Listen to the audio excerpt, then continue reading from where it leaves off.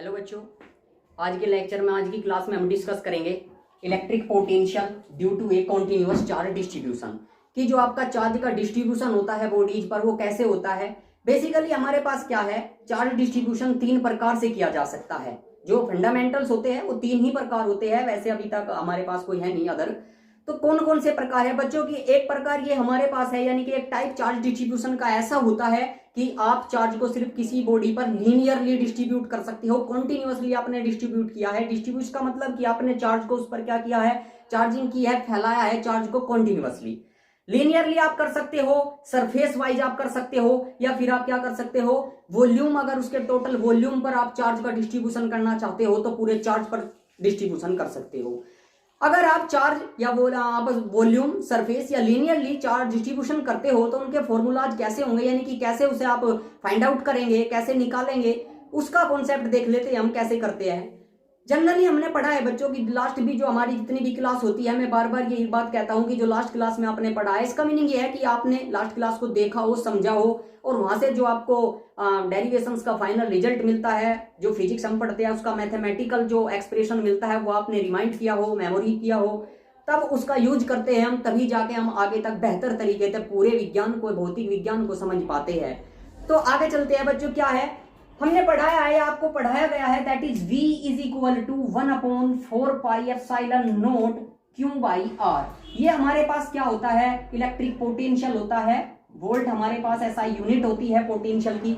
ये पोटेंशियल है, वोल्टेज है हमारे, वोल्ट है हमारे पास, वोल्ट ऐसा यूनिट है।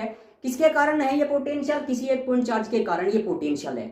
बच्चे ये चार्ज के कारण जो पोटेंशियल है, सपोज करो अगर आप इसे वॉल्यूम पर, किसी बॉडी के वॉल्यूम को स्फीयर है उसका अपना एक वॉल्यूम होगा, वॉल्यूम पर अगर आपने उसे यूनिफॉर्मली डिस्ट्रीब्यूट किया है, पूरे वॉल्यूम पर बॉडी के यूनिफॉर्मली डिस्ट्रीब्यूट किया है, तब हमारे पास क्या आता है कॉन्सेप्ट पिक्चर में, डेंसिटी आती है कि वॉल्यूम डेंसिटी बॉडी की कितनी है, चार्ज डेंसिटी कितनी है उसके वॉल्यूम के अकॉर्डिंग जो आपने उसे डिस्ट्रीब्यूट किया है। कैसे करेंगे बच्चे, बेसिकली डेंसिटी, किसी भी चीज की डेंसिटी क्या होती है, मास डेंसिटी है तो मास पर यूनिट वॉल्यूम, मास पर यूनिट सरफेस एरिया, मास पर यूनिट लेंथ, मास डेंसिटी है। यहां पर हम पढ़ रहे हैं चार्ज डेंसिटी, तो बच्चे क्या होगा हमारे पास, charge per unit volume, charge per unit area, charge per unit length, ये सब क्या कहलाते हैं हमारे पास, डेंसिटीज कहलाती है। चार्ज हमारा फंडामेंटल वो यूनिट है जो हमने यूज किया है, वो क्वांटिटी है, इसीलिए हमारे पास ये क्या होंगे, सभी चार्ज डेंसिटीज होंगे।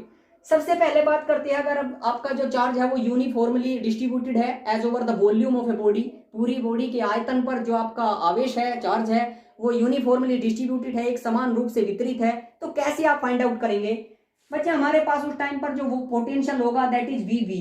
यहाँ पर इस V का मतलब जो कैपिटल V लिखा गया है वो हमारे पास क्या है, पोटेंशियल है, और जो उसके बेस में V लिखा गया है, जो बेस में रिप्रेजेंट है वो वॉल्यूम को रिप्रेजेंट करता है, that is equal to 1/4 pi epsilon naught total charge. Total charge आपको यहाँ पर लिखना है। डिस्टेंस में आपका क्या होगा, आपके पास डिस्टेंस तो R ही होगी, R होगी आपके पास डिस्टेंस, लेकिन बेसिकली यहाँ पर अब आपको टोटल चार्ज आपको लिखना है कि टोटल चार्ज आपके पास कितना होगा। अगर सपोज करो बच्चों वॉल्यूम के अकॉर्डिंग उसका चार्ज डिस्ट्रीब्यूशन हुआ है, तो वहां पर जो आपकी चार्ज डेंसिटी पिक्चर में आएगी that is rho. Rho is equal to charge upon कितना होगा, सपोज करो चार्ज आपके पास dq अपॉन वॉल्यूम। अगर आप टोटल चार्ज वहां से निकालना चाहते हो, dq कितना है पर यूनिट वॉल्यूम पर, तो वो कितना होगा, रो v। रो जहां पर क्या है उसकी charge density, volume charge density है, v यहाँ पर क्या है बच्चे, पोटेंशियल है, आप इसे v डैश से रिप्रेजेंट कर सकते हैं।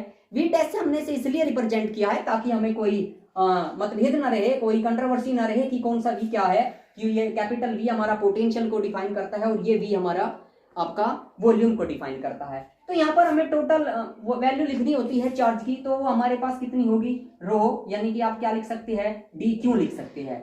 dq को आगे जाकर आप किससे डिफाइन कर देंगे, रो v डैश से डिफाइन कर देंगे, यानी कि रो v डैश में उसकी वैल्यू को लिख देंगे। v डैश यहाँ पर उसका टोटल वॉल्यूम होगा बॉडी का, रो आपके पास यहाँ पर चार्ज डेंसिटी होगी। सिमिलरली इसी कॉन्सेप्ट को आगे बढ़ाते हुए हमारे पास क्या होता है कि V सरफेस, जो वोल्टेज है आपका, यानी कि जो पोटेंशियल है, electric potential per unit surface पर आप लेंगे तो उसकी चार्ज डेंसिटी जो होगी आपके पास सिग्मा होगी, that is sigma is equal to dq by surface area, area से डिनोट करेंगे। dq जब आप यहां से लेंगे तो that is equal to sigma a। It's mean अगर आप नेक्स्ट आगे चलते हो तो 1/4 पाई एप्सिलॉन नॉट 1/4πε0 इंटीग्रेशन किसका इंटीग्रेशन करेंगे, डी क्यू का। यहाँ पर डी क्यू को कैसे डिफाइन किया गया है, सिग्मा ए से डिफाइन किया गया है। अगर आप नेक्स्ट इसे आगे बढ़ाते हो तो दैट इज 1/4πε0 डी क्यू हमारे पास कितना है, सिग्मा ए बाई आर। तो आप क्या कर लेंगे, इंटीग्रेशन ले लेंगे सिग्मा ए बाई आर का। फिर आपके पास क्या है बच्चे, अगर हमारे पास जो चार्ज है वो पर यूनिट लेंथ यानी कि लेंथ के अकॉर्डिंग लीनियरली डिस्ट्रीब्यूटेड है, तो उसके according VL is equal to हमारे पास कितना होगा, 1/4πε0 वोल्टेज पर यूनिट लेंथ आपका लिया गया है। सरफेस डेंसिटी चार्ज डेंसिटी हम क्या यूज करेंगे, पर unit length. Per unit length के अकॉर्डिंग अगर आप चार्ज डेंसिटी लेते हो तो आप जानते हैं या हम उसे लैम्बडा से रिप्रेजेंट करते हैं ज्यादातर तौर पर। ऐसा कोई फिक्स नहीं है कि आप लैम्बडा ही लेंगे, लेकिन हम लैम्बडा से लीनियर डेंसिटी को डिनोट करते हैं, that is D Q is equal to length. यानी कि जो आपका चार्ज है, अगर आप charge per unit length use करते हो तो that is lambda is equal to D Q by L. ये हमारे पास चार्ज डेंसिटी है, per unit length, per unit area, per unit volume. यहाँ पर हमारे पास होगा integration D Q by R. आप देखेंगे कि सभी में हमने सेम फॉर्मूला का यूज किया है, लेकिन जो आपका चार्ज है वो डिस्ट्रीब्यूशन अलग अलग है। किसी का वॉल्यूम के अकॉर्डिंग है, किसी बॉडी का सरफेस के अकॉर्डिंग है, और किसी बॉडी का हमारा लेंथ के अकॉर्डिंग है। तो इसी प्रकार से that is VL is equal to, जो आपका VL होगा, VL is equal to 1/4πε0 integration D Q को आप क्या लिख लेंगे बच्चे, यहाँ पर हमारे पास लैम्बडा एल बाई आर आपका हो जाएगा। ये हमारे पास लेंथ के अकॉर्डिंग डिस्ट्रीब्यूशन, अगर कॉन्टिन्यूअस डिस्ट्रीब्यूशन है तो वोल्टेज यहाँ से ये मिलेगा आपको। सरफेस अगर डिस्ट्रीब्यूशन है तो टोटल वोल्टेज ये देगा आपको। अगर वॉल्यूम डिस्ट्रीब्यूशन है तो हमारे पास जो टोटल वॉल्यूम डिस्ट्रीब्यूशन वोल्टेज होगा यानी कि इलेक्ट्रिक पोटेंशियल होगा, वो क्या होगा, 1/4πε0 integration of D Q by R होगा। टोटल अगर आप इलेक्ट्रिक पोटेंशियल निकालना चाहते हैं, अगर सपोज करो एक ही बॉडी ऐसी है कि वो क्या है, उसमें लेंथ भी है, उसका अपना एक वॉल्यूम भी है, और उसका अपना एक क्या है, सरफेस एरिया भी है। इस केस में अगर आप टोटल वॉल्यूम यानी V कॉन्टिन्यूअस डिस्ट्रीब्यूशन निकालना चाहते हो तो that is VV plus VS plus VL। यानी कि इसका मीनिंग ये हुआ कि पर यूनिट वॉल्यूम यानी कि डिस्ट्रीब्यूशन पर वॉल्यूम डिस्ट्रीब्यूशन पर पोटेंशियल कितना फाइंड आउट हुआ है, सरफेस पर कितना फाइंड आउट हुआ है, और लेंथ पर कितना फाइंड आउट हुआ है। अगर आप इन सभी का एडिशन ले लेंगे, अलजेब्रिक सम ले लेंगे, क्योंकि बार बार बताई जाती है बात कि वोल्टेज जो है आपका, यहाँ पर जो वोल्ट है वो क्या है, स्केलर क्वांटिटी है पोटेंशियल, और पोटेंशियल अगर स्केलर क्वांटिटी है एनर्जी के लिए, यहाँ पर क्या है, क्वांटिटी है स्केलर क्वांटिटी, तो आप क्या कर लेंगे, उसका अलजेब्रिक सम यूज कर लेंगे। तो बच्चों ये हमारा था चार्ज डिस्ट्रीब्यूशन। नेक्स्ट की क्लास में हम क्या पढ़ेंगे, आगे इस कॉन्सेप्ट को आगे बढ़ाएंगे। हमने क्या किया है, पहले इलेक्ट्रिक पोटेंशियल को जाना था, फिर उसकी कुछ एप्लीकेशन हमने देखी थी कि डाइपोल है या अदर पॉइंट्स है, बहुत सारे चार्ज पार्टिकल्स है, सबको मिला करके हमने इलेक्ट्रिक पोटेंशियल फाइंड आउट किया है। आप नोट कर सकते हैं, अगर स्टॉप करके वीडियो को नोट कर सकते हैं, इसीलिए मैं साइड में होता हूँ आप लोगों के लिए।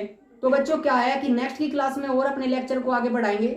लास्ट टाइम भी आपको बताया गया था कि आपके लिए नीट की क्लास स्टार्ट की जाएगी। ऐसा नहीं है कि आप 12th स्टैंडर्ड में पढ़ रहे हो तो आप उसकी क्लास को ज्वाइन नहीं कर सकते हैं, उन वीडियोस को नहीं देख सकते, आप देख सकते हैं, लेकिन उन्हें देखने की एक शर्त है बच्चों। मैं आपको पहले ही बता दूं कि आपको जो पढ़ाया जा चुका है पीछे वो आपने ध्यान से पढ़ा हो और उसे मेमोराइज किया हो। अगर आपकी चीजें याद नहीं होगी तो हम ट्रिक्स जिसे कहते हैं, ट्रिक्स कोई अलग दुनिया नहीं होती कि उसे कहीं से लाया जाता है, वो बेसिकली एक डायरेक्ट डेरिवेशन का, एक लंबे डेरिवेशन का, एक बड़े डेरिवेशन का फाइनल रिजल्ट होता है। जो लास्ट में जो छोटे छोटे फाइनल रिजल्ट्स आते हैं उन्हीं को टीचर क्या करता है, इंप्लीमेंट करता है, डायरेक्टली आपका प्रॉब्लम्स के अंदर उसे अप्लाई कर सकता है और करता है, और वहां से आपका सॉल्यूशन निकाल देता है। तो अगर आप हाईली जो आपके एक्स्ट्रा ऑर्डिनरी थिंकिंग क्वेश्चंस होते हैं फिजिक्स के अंदर, उनको न्यूमेरिकल्स बोलते हैं, यानी कि न्यूमेरिकल्स भी कई टाइप के होते हैं, ऑर्डिनरी थिंकिंग या एक्स्ट्रा ऑर्डिनरी होते हैं, फिर एक्स्ट्रा ऑर्डिनरी होते हैं, या आपके मतलब कि क्या होते हैं, एक यूनिक टाइप होते हैं या एनसीईआरटी के कॉन्सेप्चुअल आप उन्हें बोल सकते हो। उन्हें हम तभी निकाल सकते हैं जब आप फिजिक्स को समझते हो, जानते हो। ऐसा नहीं है कि आपने एक फॉर्मूला पढ़ा है फिजिकल टू एम में, एम का मान आपको दिया है, ए का दिया है, दोनों की मल्टीप्लाई कर लेते हैं, 10 दूनी 20 आपका आंसर आ गया है।